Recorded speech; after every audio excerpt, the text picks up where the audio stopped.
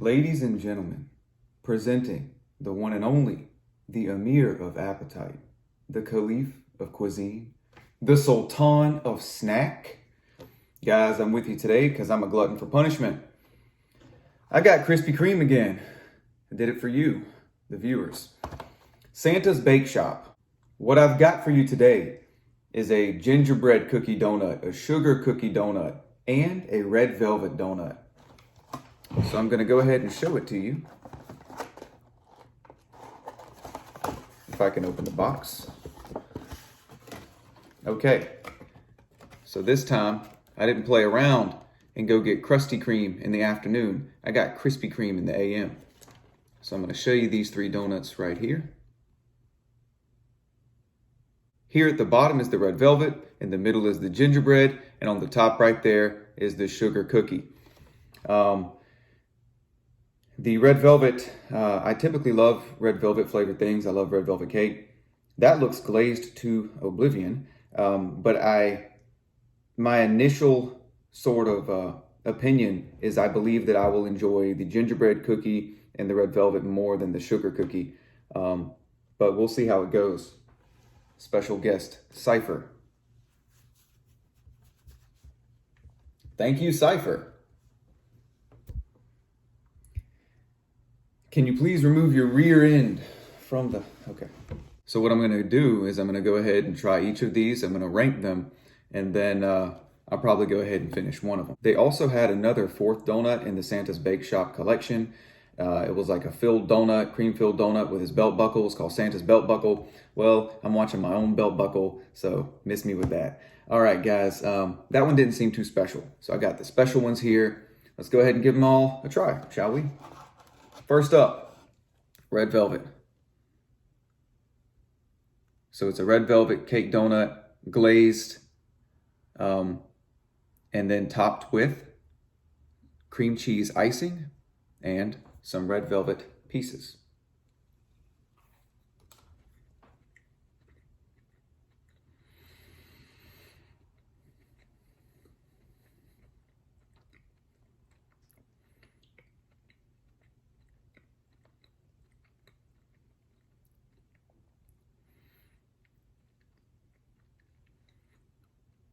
Nothing too crazy here. It's a pretty straightforward donut. You get your glaze that immediately kind of hits you. Of course, it's pretty sweet. And then you get that cakey red velvet flavor. I didn't get too much of the kind of cream cheese icing coming through. Again, it sort of got a little bit overwhelmed there. But let's go on to the filled gingerbread. This is a filled donut. It is filled with cream cheese frosting and topped with a gingerbread frosting and gingerbread cookie pieces and sprinkles. So let's give it a shot.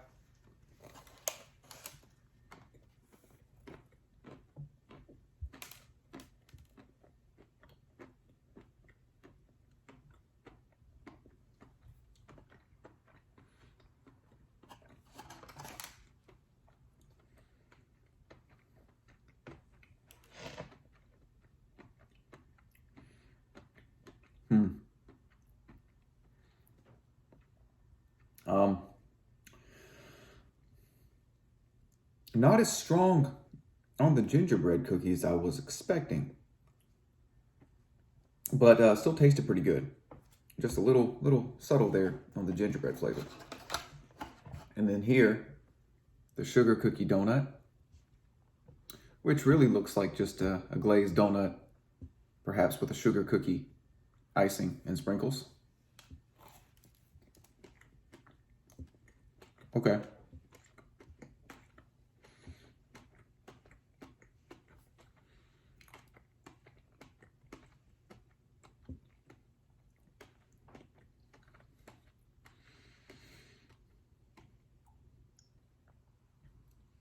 Now that is surprising. That is a sugar cookie. So in terms of true to flavor, this one is at the top of the list. I mean, it tastes like I just pulled a sugar cookie out the pack and took a bite. So that's accurate right there. So now that I've tasted, I've kind of sampled all of these. I will say today they were all fresh and well made. In terms of enjoyment, maybe my order is flipped. Rather than red velvet, gingerbread cookie, sugar cookie, I think I'm gonna mix it up and I'm gonna flip the order. I'm gonna say sugar cookie because it starts with that really good glazed donut base down at Krispy Kreme. Sugar cookie, gingerbread cookie, and red velvet. There you go. That's the ranking. That's it. Snacking Sultan. The World Cup. The quarterfinals. Day 2 of the quarterfinals. Today, we have Morocco versus Portugal at 10 o'clock. And then at 2 p.m., England versus France. As you can see here, I've got my national team jersey on here. You can see the crest right there. I'm gonna let y'all figure out what that is. Put it down in the comments. If you know, you know. Really, Morocco is a Cinderella story this World Cup. True underdogs. The last remaining African team in the tournament. The first ever Arab or Middle Eastern team to qualify for the quarterfinal and reach the last 8. The whole of the Arab world and everyone who loves an underdog story is backing them today. So I'm really pulling for Morocco. I'm hoping they can pull off yet another upset, regardless of where they go from here. We're all proud. What a great tournament it's been for them. England versus France. With England versus France, just because France won the last World Cup, I'm probably going to pull for England. Cypher wants a donut. He wants to fight me for it. Come here, Cypher. Come over here. So if I had to pick, France seems the stronger squad, but I'd pull for England in that game. So my picks for today, if you're a betting person, it's Portugal and France, but I'm going to go against the grain. And of course, I'm rooting for Morocco, and I'll pull for England as well. Let's talk about yesterday. Perhaps the single greatest quarterfinal day in World Cup history. Brazil went out on penalties versus Croatia. Now, that's an upset on its face. But you go, is it really? Croatia came in second in the last World Cup. You know they're going to fight. But over the course of the game, I thought Brazil looked better. They were actually pushing. They were looking for the goal. They were pouring guys forward, not really fearing a threat on the other side. And eventually, they did find a goal in extra time through Neymar. So credit to him, Neymar showed up, okay? Brazil should have been able to close out that game. The second half of extra time, they should have been able to defend for 15 minutes. Croatia has a very simple game plan. They defend well. They take you into extra time. They take you into penalties. They take you into deep water and they drown you. Knowing this, there are no excuses for Brazil. They should have been able to close out that game. When Croatia found the late equalizer, I already knew. I said, I know where this is going. I know who's going to win in the penalty shootout. And so, sure enough, they did it. You know, there's a lot of talk about this being Messi's last World Cup and his last chance to win it. I ask, is it Neymar's last World Cup? He'll be 34 on the next one. Brazil, of course, a very competitive selection when it comes to the national team. And there are no guarantees, in this sport and where he'll be career-wise, come 4 years, especially at his position. Will he be able to feature in the same way? Will he be brought along regardless in the squad to be included for his leadership? That remains to be seen. Or does he even want to continue playing for the national team? So there are a lot of questions that remain there. We've asked a lot of questions recently when Argentina has disappointed. But with Brazil being eliminated at the quarterfinal stage in a World Cup for the third consecutive World Cup, maybe they have some soul searching to do. Maybe Argentina last year at the Copa America exercised their demons at the Maracanã. But Brazil now being eliminated again by a European side, there might be some soul searching there. So it's unfortunate, but Croatia moves forward for a semifinal. A lot of credit, to that team and what they've been able to do in major tournaments. But there may be a silver lining in this. The silver lining is Brazil may have made it a bit easier for Argentina moving forward by falling to Croatia. Argentina was able to beat the Netherlands yesterday. After jumping out to a 2-0 lead, they literally let the Dutch crawl back into the game very late.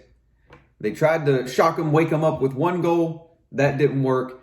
And at the final kick, it was a free kick, a well-played set piece. The Dutch slip it in there, tie it 2-2. We got extra time and penalties. Argentina did win the penalty shootout. I knew Emiliano Martinez was good for at least one save. I really like his goalkeeping style, especially when it comes to shot stopping and penalties. He does his thing to really intimidate the other team, and his theatrics, proved to be effective. So Argentina gets past the Netherlands, and they're on to the semifinal, and now they face Croatia. And if you are Argentina, you really couldn't ask for a better draw when it comes to the knockout stages. To have to play Australia, the Netherlands, and Croatia in order to reach a World Cup final, I believe them or any other team would have taken that. So that as a path there, as opposed to playing Brazil in a very tough semifinal in a rivalry, perhaps Croatia played their role in helping Messi out. We'll see. Because I'm pulling for them, I'll probably end up, eating my words. But I will say this. There are no easy games. You can't sleep on Croatia at all. And on top of that, Argentina has shown vulnerability at the back. Now, when they went on their 30-something odd, unbeaten streak, what they did was they eliminate chances to score. They're very well organized at the back and a very difficult team to break down. They didn't bring that approach with them to the World Cup, apparently. Okay? The question for Argentina isn't, is Messi going to play at a high level? We've seen that he is. It isn't, can they find a goal? We've seen that they can. It's, can they grind out a 1-0 win? Can they defend? And we've seen already twice in the knockout stage. We've seen in the Australia game, they let Australia come back and give them a run for their money. And then with the Netherlands, they let them climb back into that game by scoring 2 late goals and forcing them to win in a penalty shootout. So with Argentina, questions remain in the back with that defense. They need to be a little bit more stingy if they're going to have any realistic hope of lifting that coveted World Cup trophy. But I'm pulling for them going forward as well. So there's my World Cup update. I'm about to turn on Portugal versus Morocco and pull hard for Morocco. And then in the afternoon, like I said, it'll be England versus France and an update on that to come. I hope you guys enjoyed it. If you did, don't forget to like, comment, share, and subscribe. And as always, guys, spread the good word. This is Snackin' Sultan signing off. Thanks, guys.